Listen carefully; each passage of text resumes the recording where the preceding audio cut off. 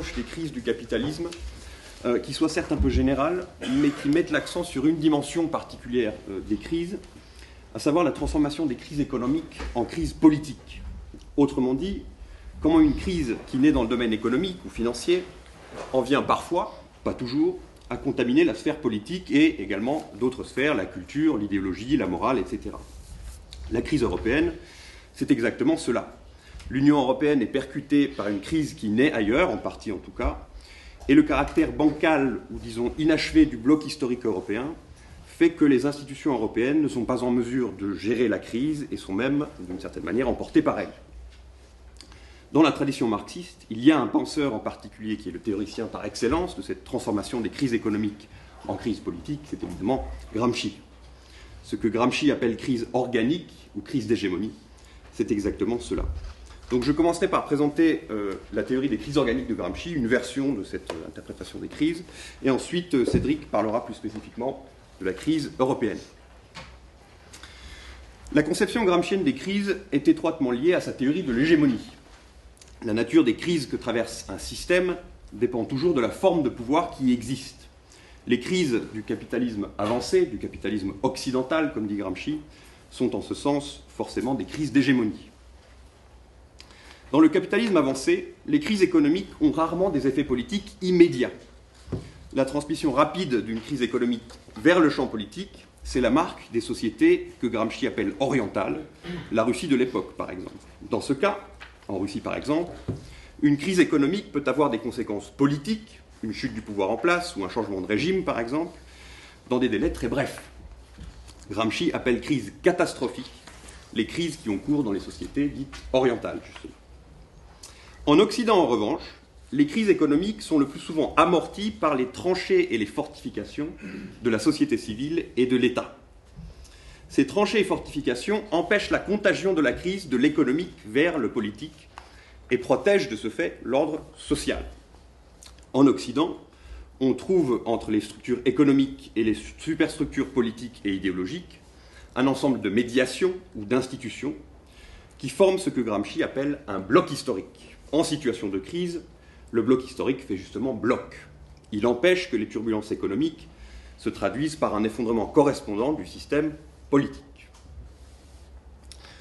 Un bloc historique se définit comme l'unité dialectique entre la structure et la superstructure à un moment donné du développement capitaliste.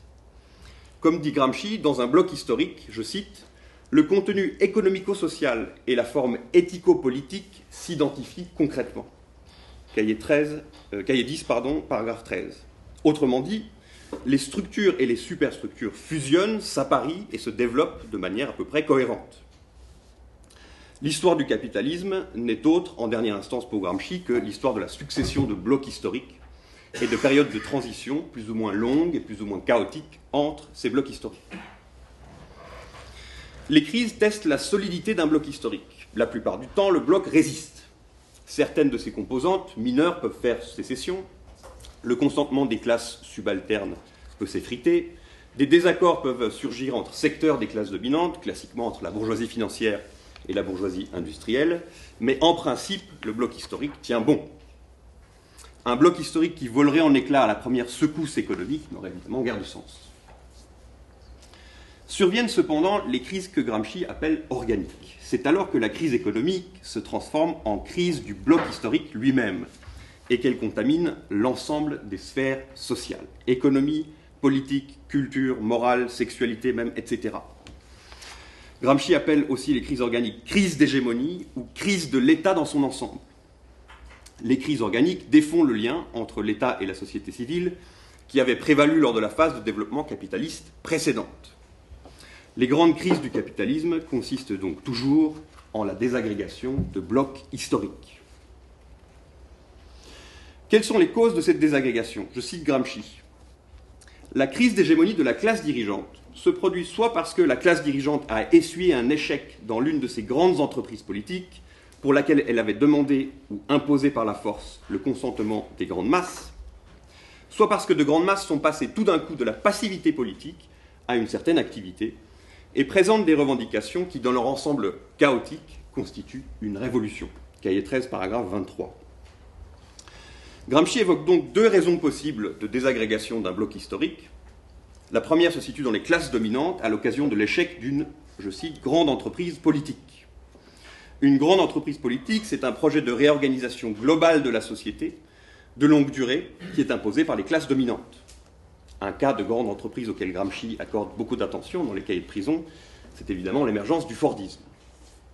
Aujourd'hui, le néolibéralisme en est aussi un exemple. Une seconde cause de désagrégation du bloc historique renvoie aux situations où le bloc historique se désagrège par le bas, lorsque les classes subalternes, qui avaient jusque-là consenti à l'hégémonie, cessent de le faire et se mettent en mouvement. La première et la seconde cause peuvent bien sûr se combiner dans le renversement d'un bloc historique. Sur la base de cette idée de départ, Gramsci va élaborer son concept de crise organique dans plusieurs directions. D'abord, les crises gramsciennes sont toujours des crises de longue durée. Ce sont plus précisément des phénomènes spatialement et temporellement complexes où plusieurs échelles spatiales et plusieurs échelles temporelles ne cessent de s'entrechoquer. L'argument central de Gramsci, c'est qu'une crise ne doit pas être pensée sur le mode de l'événement, mais sur le mode du développement. Après tout, 1929 n'est qu'une date dans un déroulement plus long, et il en va de même pour 2007-2008. Même lorsque la crise trouve son point de départ dans l'effondrement d'un marché financier qui est, disons, précisément datable, la période qui précède et celle qui suit sont partie intégrante de son déroulement, et même souvent plus importante que l'effondrement ponctuel en question. Cette approche des crises comme développement implique que les crises sont toujours des champs de lutte, des champs stratégiques, dont l'issue n'est jamais déterminée à l'avance. Elles sont, dit Gramsci, des moments d'affaiblissement des déterminismes et de résurgence de la contingence et de la possibilité politique. J'en viens à présent à la notion de césarisme, qui est très utile pour comprendre la crise européenne actuelle. C'est ce qu'on va essayer de montrer. Pendant les crises organiques, les institutions gouvernementales qui sont indépendantes des fluctuations de l'opinion publique se renforcent. Celles qui en dépendent directement ont tendance, au contraire, à passer au second plan. Comme dit Gramsci, je cite, « Les crises organiques renforcent la position relative du pouvoir de la bureaucratie civile et militaire, de la haute finance, de l'Église et en général de tous les organismes relativement indépendants des fluctuations de l'opinion publique. » Fin de la citation. En temps normal, ces institutions n'ont pas de mal à laisser les instances démocratiques gérer les affaires courantes. Mais ce risque ne peut plus être pris en situation de crise. D'abord parce que les contradictions inhérentes aux institutions démocratiques s'approfondissent. Cet approfondissement affaiblit leur capacité à prendre des décisions dans un contexte qui plus est d'accélération du rythme de la politique du fait justement de la crise. D'autre part, pendant les crises, l'opinion publique fluctue brutalement et rapidement, ce qui menace l'ordre social de déstabilisation. Et elle a également tendance à être plus attentive aux solutions de sortie de crise les plus radicales et parfois même révolutionnaires. Ce renforcement des institutions non démocratiques lors des crises renvoie à une problématique cruciale dans les cahiers de prison qui est justement celle du césarisme. Voici une définition du césarisme que propose Gramsci. Je cite. « Le césarisme exprime une situation dans laquelle les forces en lutte s'équilibrent de façon catastrophique, c'est-à-dire s'équilibrent de telle façon que la poursuite de la lutte ne peut aboutir qu'à leur destruction réciproque. Quand la force progressive A lutte contre la force régressive B, il peut se faire non seulement que A l'emporte sur B ou B sur A, mais aussi que ni A ni B ne l'emporte, mais qu'ils s'épuisent réciproquement et qu'une troisième force, C, intervienne de l'extérieur et s'assujettisse ce qui reste de A et de B. » Fin de la citation. Une crise débouche parfois sur ce que Gramsci appelle justement dans ses citations un équilibre catastrophique des forces. Aucune des deux principales forces sociales en présence ne parvient à l'emporter, au point que la poursuite de la lutte menace de conduire à leur destruction mutuelle. Une troisième force peut alors survenir et emporter la mise. Cette troisième force aura tendance à intervenir de l'extérieur, comme dit Gramsci, c'est-à-dire à se présenter comme se situant au-dessus des divisions partisanes qui sont incarnées par les deux autres, c'est-à-dire A et B dans l'exemple. C'est pourquoi il est fréquent que cette troisième force soit issue des institutions gouvernementales, justement non démocratiques, armée, église, justice, finance, dont j'ai dit à l'instant qu'elles se renforcent en période de crise. C'est précisément ce processus-là que Gramsci appelle le césarisme. Il me reste encore un peu de... Il te reste une minute. Une minute, c'est parfait. Le césarisme gramscien a clairement une dimension charismatique, au sens donné à ce terme par Max Weber, au sens de la domination charismatique. Dans les années 20 et 30, Gramsci avait évidemment sous les yeux pas mal d'exemples de César charismatique, à commencer par Mussolini. Mais Gramsci soutient aussi qu'en l'absence d'un César ou d'un Bonaparte personnel, une bureaucratie ou une organisation privée peut, je cite, devenir Bonaparte. Devenir Bonaparte. Et Gramsci ajoute que le césarisme peut être progressif ou régressif. Napoléon Ier est un exemple du premier cas, Napoléon III un cas du second. La crise de 1929 a donné lieu à un césarisme régressif, le fascisme bien sûr, et à un césarisme progressif, le New Deal de Roosevelt. Dans la crise actuelle du capitalisme, il faudrait voir si ces deux options, régressives et positives, sont également sur la table. Je signale en passant, mais j'arrêterai là, que cette problématique du césarisme renvoie à un phénomène plus général chez Gramsci, dont le césarisme est un cas particulier, et qui sont les révolutions passives. Les révolutions passives, c'est la réponse des classes dominantes d'un bloc historique menacé, en crise si l'on veut, à une situation de crise organique. Voilà, donc définition du bloc historique, crise organique comme désagrégation du bloc historique, et le césarisme qui peut prendre deux formes, charismatiques ou justement bureaucratiques. Alors, de quelle façon cet appareil conceptuel peut-il être déployé, mobilisé dans le cadre de la crise européenne ? Avant de proposer une série d'hypothèses qui nous permettent de construire une interprétation, je voudrais rapidement proposer une périodisation de cette crise. Puisque la période sur laquelle on travaille, finalement, est une séquence extrêmement courte, hein, c'est 2007-2012, mais une période dans laquelle il se passe des choses, énormément de choses, une période extrêmement dense. Et la première phase, si vous voulez, c'est la phase qui commence à l'été 2007 avec un certain nombre de fonds d'investissement de la BNP qui sont fermés et qui en Europe se traduisent par une augmentation du taux des prêts interbancaires, c'est-à-dire le signal d'une crise latente bancaire, hein, le signal d'une certaine défiance entre les banques. Bien sûr, l'automne 2008 avec la chute de Lehman Brothers, c'est un moment catastrophique où là apparaît une parenthèse keynésienne et qui au niveau européen se traduit y compris par une série de relâches. Formellement, sont décidés de relâcher les critères de Maastricht, par exemple. Troisième période, c'est la période qui éclate à partir de la dégradation par Fitch de la dette grecque à l'automne 2009. Hein, et à ce moment-là, on rentre dans une période où on va avoir c'est la période de la crise de la dette, si on veut, et où on a un retour à l'austérité. Hein, on revient, la parenthèse keynésienne est fermée, et on a un processus où la récession et les dettes publiques se nourrissent mutuellement, en particulier à la périphérie. Et la quatrième phase, ce serait celle qui commencerait en juillet 2011, avec un nouveau plan d'aide à la Grèce, une partielle annulation de la dette grecque, mais avec là un effet de spirale de la crise, qui non seulement est une crise financière, économique, de la dette, mais devient une crise politique, avec une série de tensions politiques extrêmement importantes, en particulier en Grèce, mais des changements de gouvernement en Italie, etc. Et puis là, on serait sans doute dans une cinquième phase aujourd'hui, mais c'est un peu dur de la caractériser. C'est le moment où une solution par en haut serait en train d'émerger, avec la possibilité d'un saut en avant autoritaire vers l'intégration, qui serait la réponse qui émerge dans le cadre d'une double récession, signale que la crise est loin d'être finie. Alors, ces éléments de périodisation permettent de voir que cette crise révèle les faiblesses structurelles de l'Europe. Ces premiers éléments qui sont révélés, ce sont les faiblesses structurelles de l'architecture de l'Union européenne, mais aussi, et c'est le deuxième élément, une dynamique singulière que l'on propose de caractériser de crise organique, c'est-à-dire dans le sens où elle est bien systémique, hein, dans le sens où il y a bien différentes dimensions financières, sociales, politiques, économiques, institutionnelles, qui ont des rythmes propres, mais finissent par converger dans une tendance cohérente. Et alors justement, hein, l'objet c'est essayer de saisir cette tendance cohérente. En quoi on peut proposer des éléments qui donnent à voir une cohérence dans cette complexité, cette hétérogénéité. Et on propose trois éléments. Le premier élément, c'est l'idée que le bloc historique européen est révélé comme faible à travers la crise, mais par ailleurs, au cours de la crise, se rétrécit, tente à se fragiliser, à se rétrécir. Le deuxième élément, c'est que les classes dirigeantes européennes se trouvent dans une forme d'impasse idéologique, hein, qui d'ailleurs a été évoquée par Michel tout à l'heure, hein, l'idée qu'il n'y a pas d'alternative au néolibéralisme et que du coup il y a davantage de néolibéralisme, mais c'est une sorte d'impasse idéologique qu'on va essayer d'expliquer également.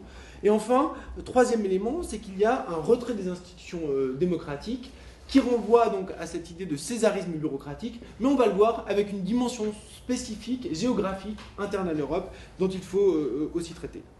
Alors, un bloc historique faible et qui se rétrécit, là on peut dire plusieurs choses. La première chose, c'est que la faiblesse initiale du projet européen est une faiblesse liée à l'absence d'endogénéité du processus d'intégration. C'est un processus qui s'est fait par en haut, sous la houlette des Américains au lendemain de l'après-guerre, qui, dans chacune de ces grandes étapes, a été scandé par des interventions de think tanks de multinationales, comme pour la création du marché unique, ou des banques centrales qui jouent un rôle clé dans la création de l'euro, avec aussi, Catherine l'a rappelé hier, un contexte géopolitique qui pousse en avant l'intégration européenne en raison de la dislocation du bloc de l'Est.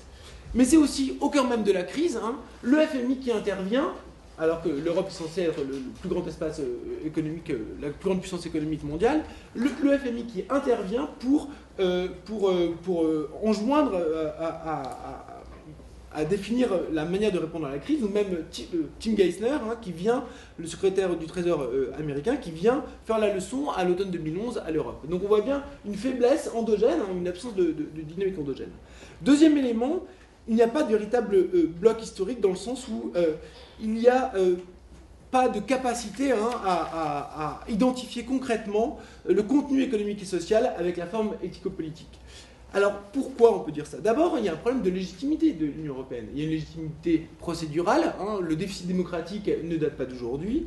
Il y a un problème de légitimité substantielle dans la mesure où le projet européen, en particulier la monnaie unique, ont été vendus comme des moyens d'accroître la croissance, d'augmenter les revenus, d'apporter du bien-être, et c'est pas du tout ce qui se passe. Donc, il y a également une série de faiblesses de ce bloc historique qui sont liées au fait que dès le début il a été biaisé en faveur des multinationales et de la finance, et que les phénomènes d'intégration des classes subalternes ont toujours été extrêmement faibles.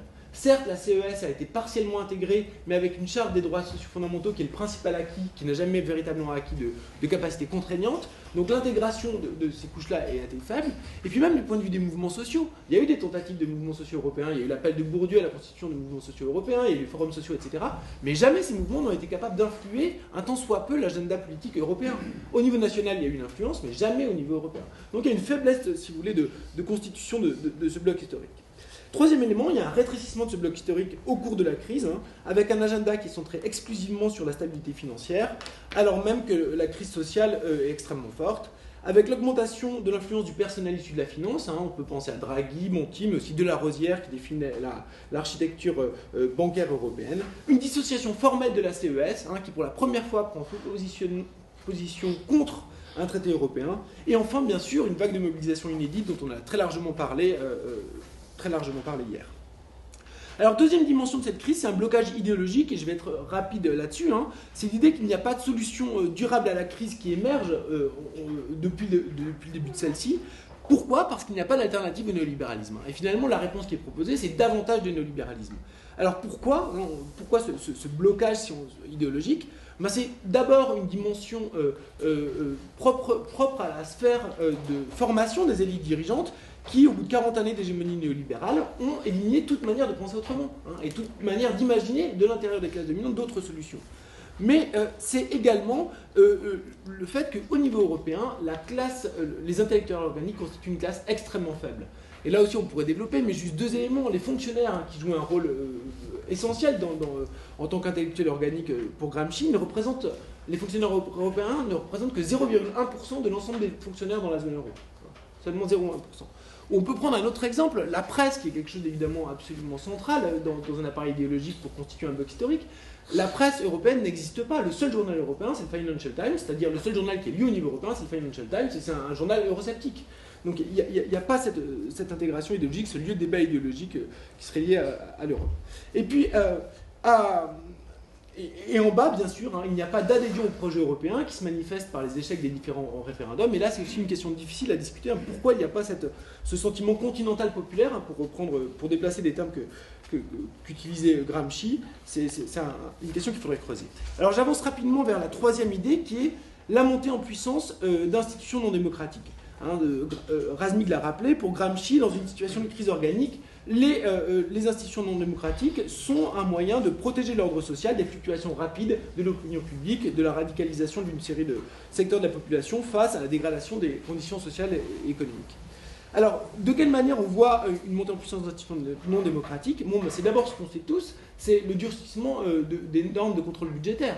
Et là, on a un continuum qui va de Maastricht, mais qui s'accélère dramatiquement avec la crise. Là, on a une série de choses, notamment le semestre européen, puis le TSCG qui définit un certain nombre de critères juridiques additionnels, et enfin, ce qui est en train de se discuter maintenant, l'idée de contrats bilatéraux entre la Commission et les pays, qui mettraient en fait l'ensemble des pays dans le même type de régime que ceux qui existent aujourd'hui pour les pays sous assistance, entre guillemets, de la Troïka.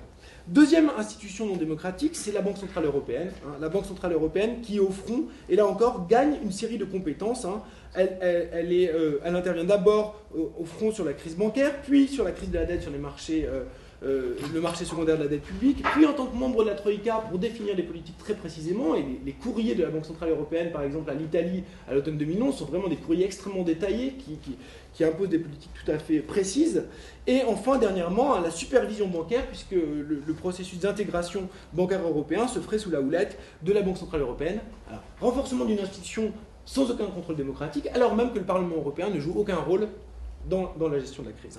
Puis troisième élément, une différenciation spatiale au sein de l'Europe qui est extrêmement importante et qui est encore sous-discutée, mais c'est l'idée qu'il y a non seulement moins de démocratie, mais il y en a surtout moins de démocratie pour certains que pour d'autres. Et il y a des rapports de pouvoir entre pays qui se réinstaurent de manière très forte. Et d'une certaine façon, il y a des relations de type néocolonial qui se rétablissent entre les pays du Nord, qui ont le AAA et qui ont un poids tout à fait important dans la définition des politiques de la Troïka, et les pays du Sud qui, eux, supportent la présence des Men in Black de la Troïka, qui viennent contrôler leur politique, et qui viennent jusque dans les moindres détails. Par exemple, les membres de la Troïka participent au fonds de gestion de privatisation grecque. Ils y siègent, ils participent aux décisions. Alors, c'est pour ça que... Voilà, donc j'arrive à la conclusion. La conclusion, en deux mots. Premier mot, c'est... on a essayé de montrer en quoi Gramsci apportait des éléments tout à fait importants à la théorie des crises, en tant qu'il nous aidait à penser le lien entre dynamique économique et dynamique politique des crises. Et bon, voilà, on pourrait un peu détailler là-dessus. La deuxième chose, c'est qu'au niveau européen, on propose une interprétation de cette crise autour de trois idées. La faiblesse du bloc historique qui s'aggrave, une accélération de l'agenda et d'autre part une accélération de l'agenda néolibérale grâce à une utilisation des processus démocratiques et la mise en place de relations de type néocolonial. La question étant aujourd'hui, face au grand bond en avant autoritaire de l'intégration, quel type de réponses peuvent être apportées, quel type de débat se pose. Merci.